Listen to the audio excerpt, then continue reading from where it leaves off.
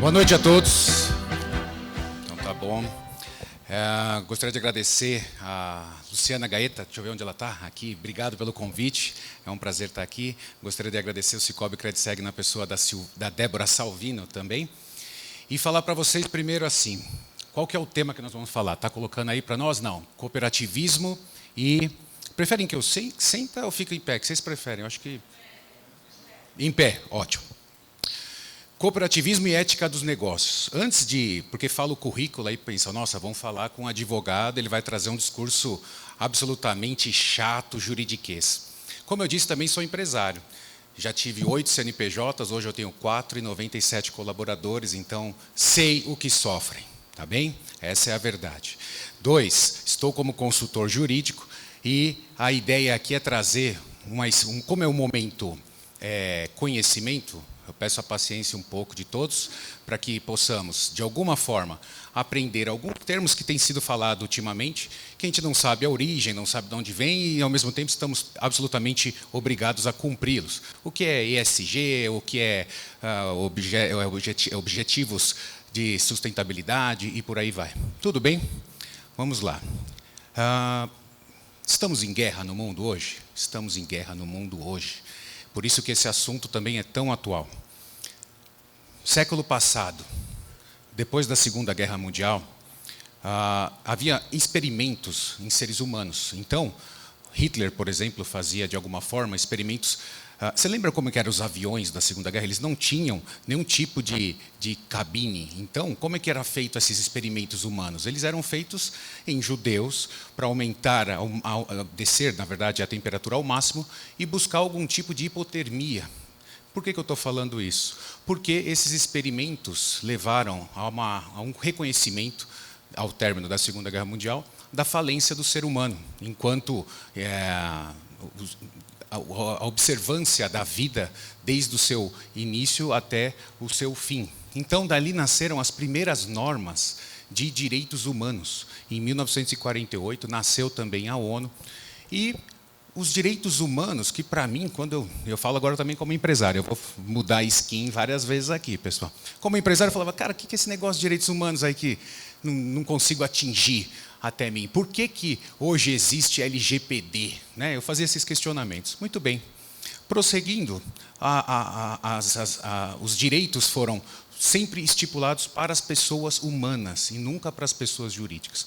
Muito bem, só que as pessoas jurídicas cresceram em tamanho, em faturamento, e aí em 1986 houve uma nova regulação e depois alcançou os anos 2000. Nos anos 2000, e é isso que eu quero já alertá-los. Qual que é o objetivo da palestra? Momento conhecimento, convergir de alguma forma a questão da ética do negócio e falar onde estamos, para onde vamos, como os empresários. Entendeu?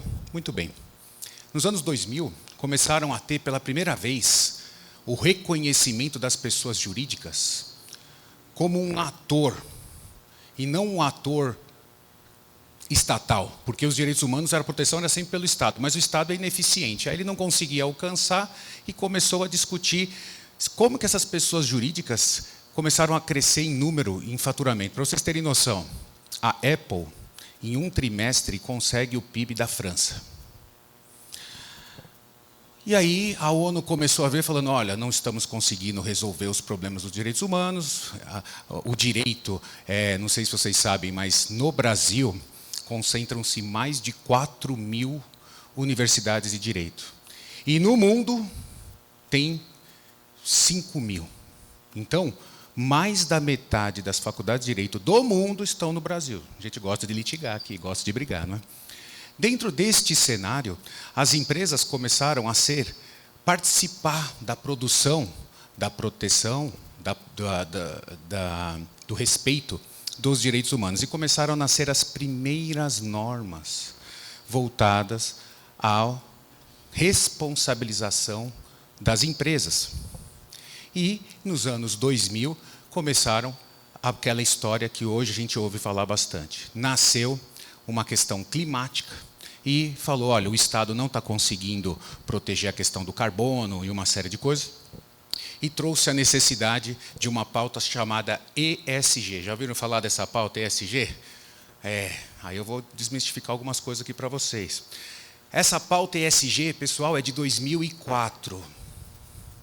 Quem lembra daquele documentário do Al Gore, vice-presidente na época, Uma Verdade Inconveniente?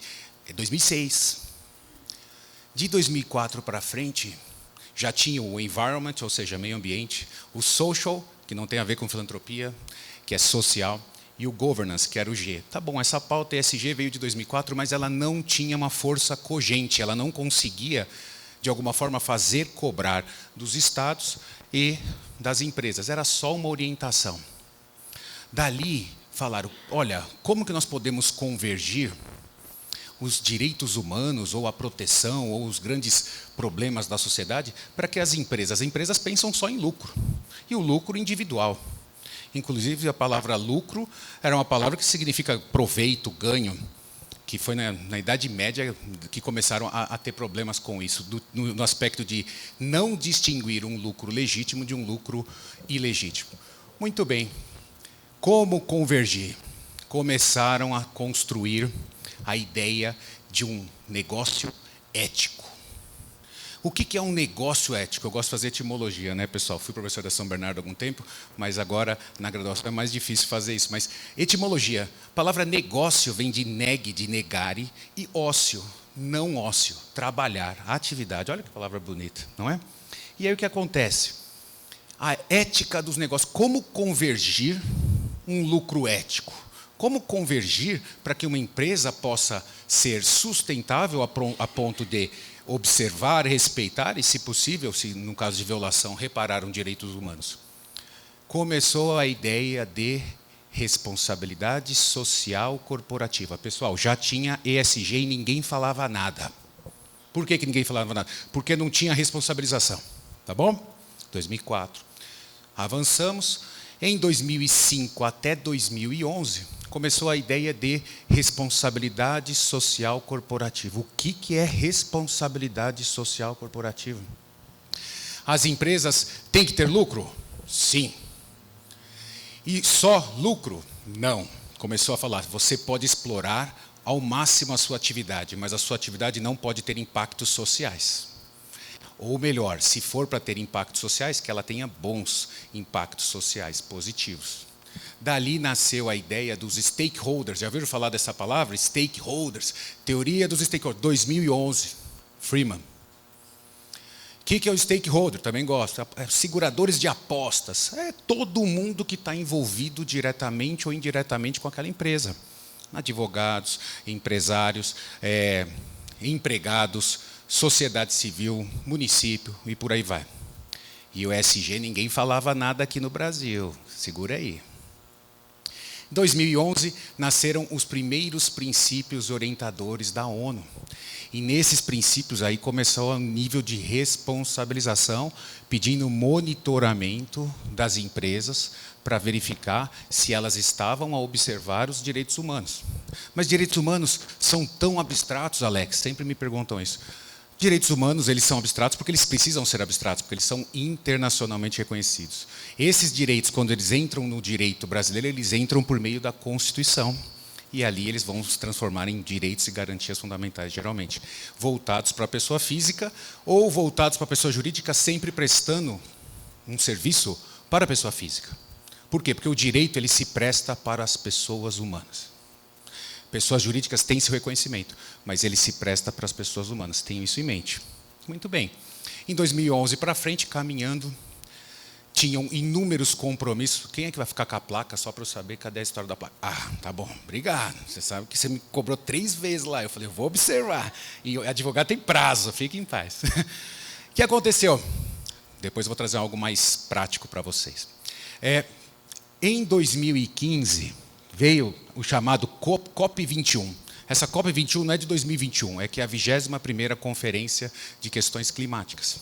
Foi feita em Paris. Ali foi o reconhecimento do que não estava dando certo. As nossas medidas ambientais, sociais, notadamente de caráter trabalhista e de governança. A gente vê todo dia aí falando de corrupção, vê de recuperação judicial, fraudes bancárias e por aí vai. Em 2015, na COP21, foi que explodiu o ESG. Você acredita? Por quê? Porque agora falaram, não, nós temos que transformar a responsabilização de 2011 também na pauta ESG.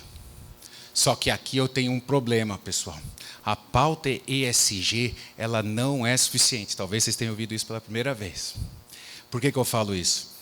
Nós temos aqui como empresários, falei que eu ia mudar várias vezes, que sempre pensar na segunda onda, porque a primeira a gente já perdeu. ESG é de 2004. Ah, mas agora eu não tenho que observar? Calma, não foi o que eu disse. O que eu disse é que, qual que é a segunda onda?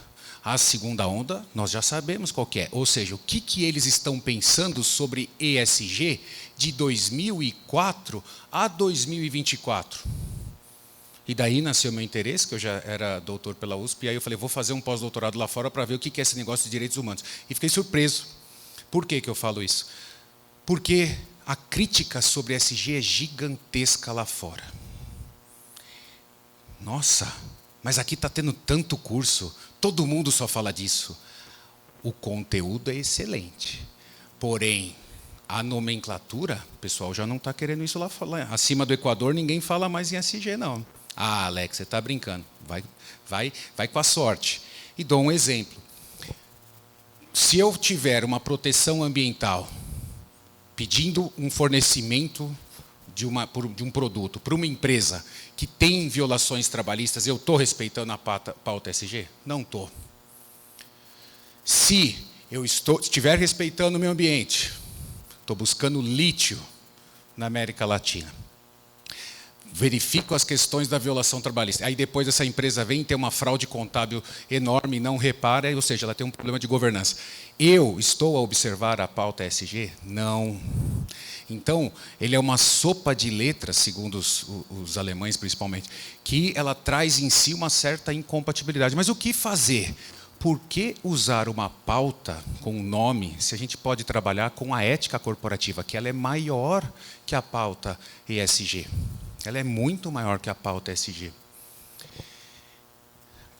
No entanto, a pauta ESG é uma realidade. Temos que observar meio ambiente, temos que observar questões trabalhistas, temos que observar governança. Sim, aí pergunta, Alex, como é que eu posso observar a pauta ambiental, que essa até eu consigo, mas e as leis trabalhistas do nosso país?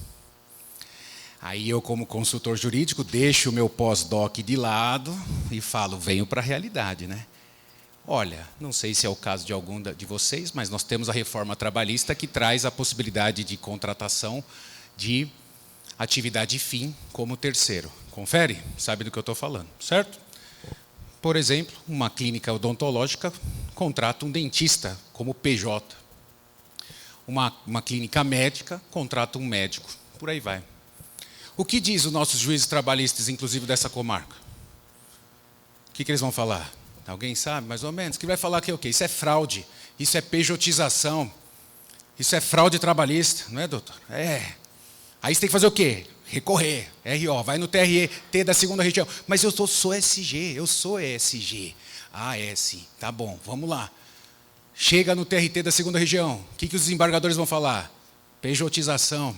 Você recorre para o TST, se subir, que se tiver advogado aqui sabe do que eu estou falando, se subir, vai ter uma briga, a chance de dar errado é enorme. Aí se você conseguir no STF, eles falam que não é pejotização. Vocês acreditam?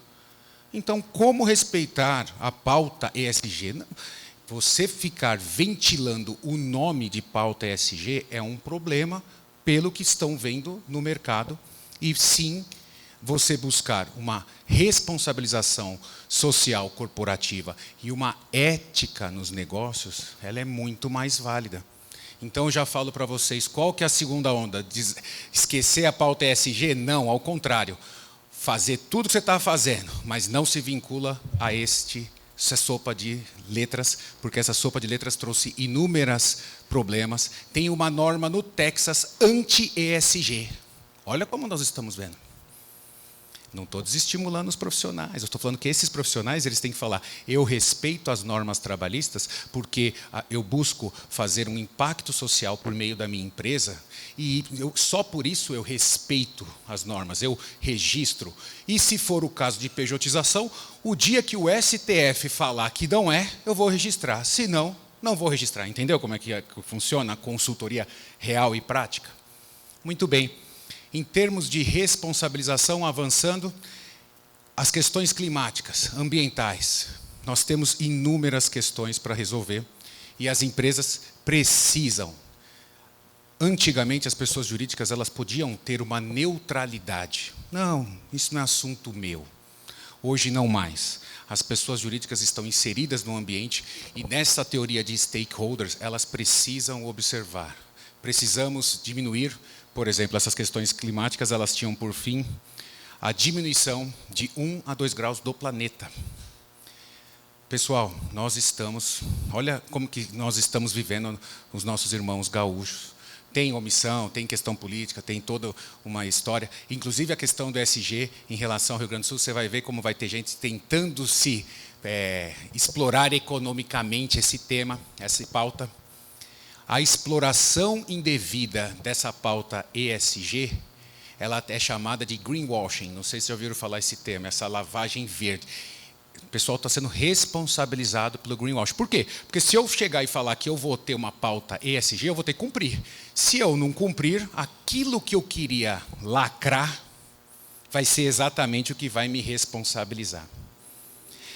Como nós temos o que é inegável e irrenunciável, a questão da ética dos negócios, porque nós falamos em compliance, não é isso? Essa história bastante de compliance. O meu doutoramento foi corrupção na indústria farmacêutica, foi compliance na indústria farmacêutica. Fiz metade do doutorado, 2 anos e meio no Largo São Francisco, 2 anos e meio na Faculdade de Medicina. Por quê? Porque se existe, todo mundo, olha quantas drogarias nós temos hoje.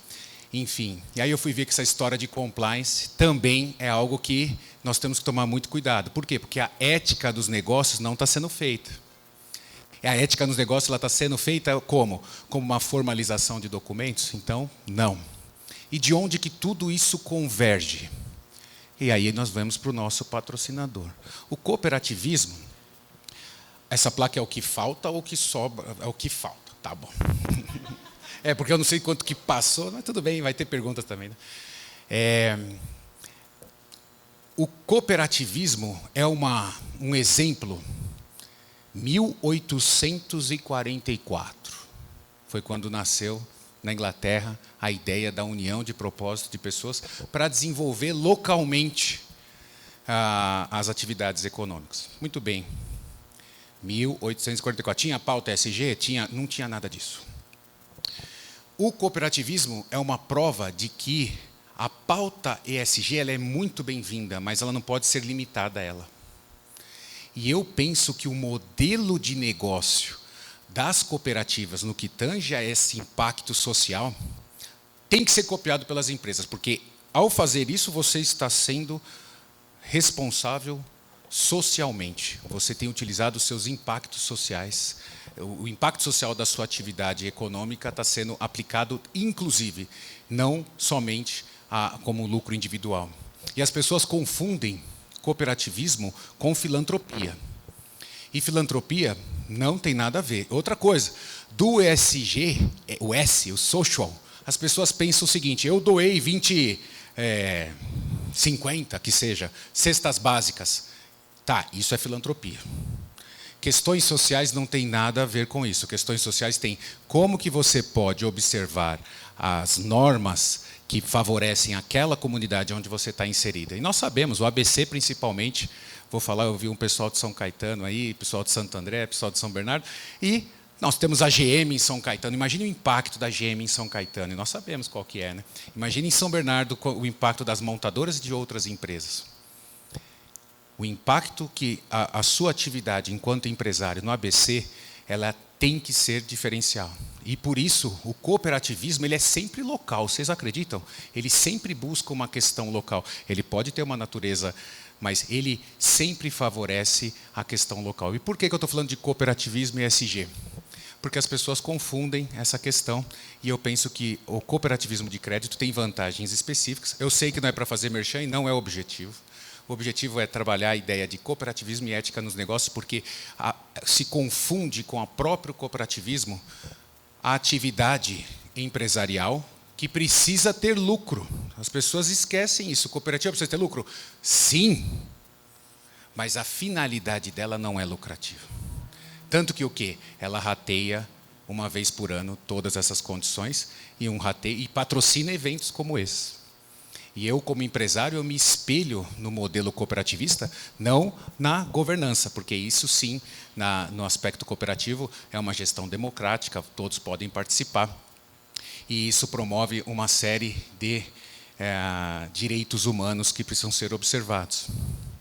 Caminhando um pouco mais, e já para o encerramento, qual que é a segunda onda? O ESG falou que era uma pauta que tem que ser observada? Sim.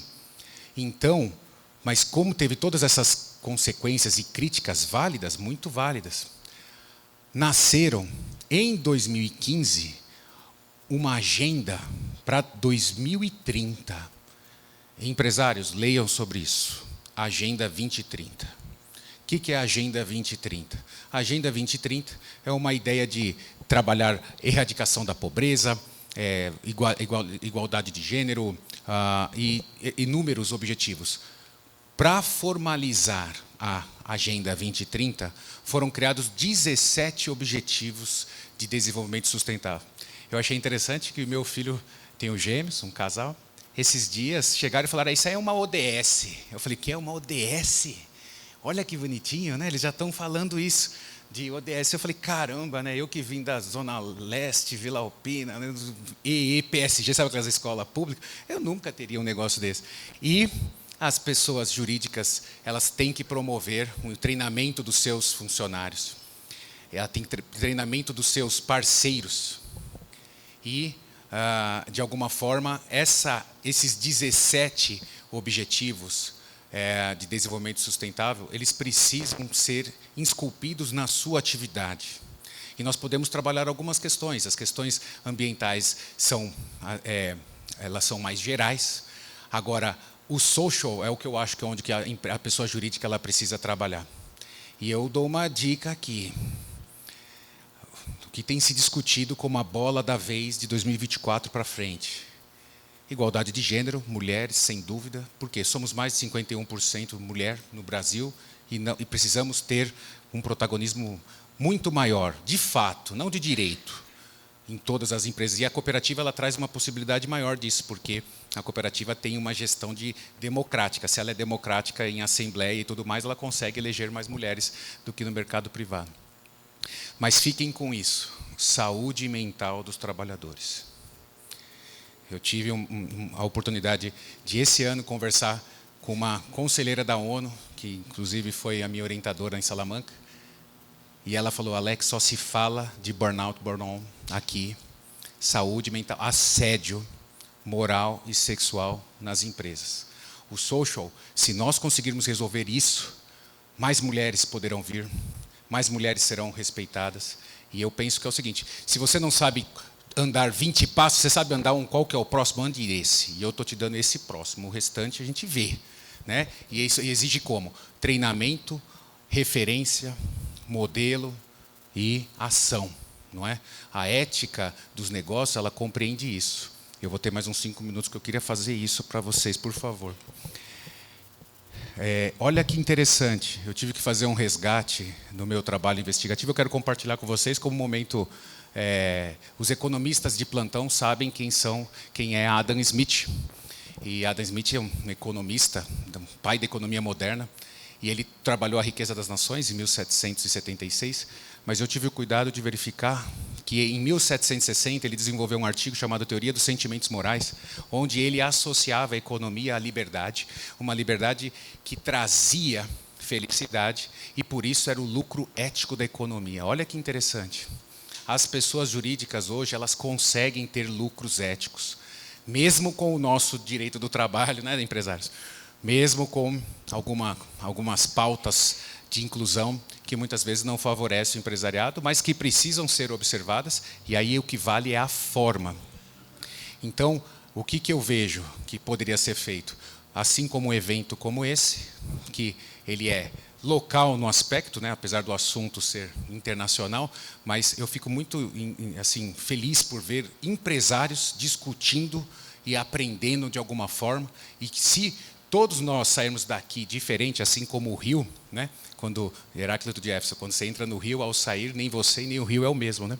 Se nós sairmos diferentes com um pouco de conhecimento e um pouco de ação, um pouco de questão prática, eu vejo que nós temos como contribuir para a nossa comunidade, e isso geralmente é feito por ou cooperativismo, e também e também por empresas socialmente interessadas em aplicar a sua atividade, reconhecendo os impactos sociais que existem aqui na nossa comunidade.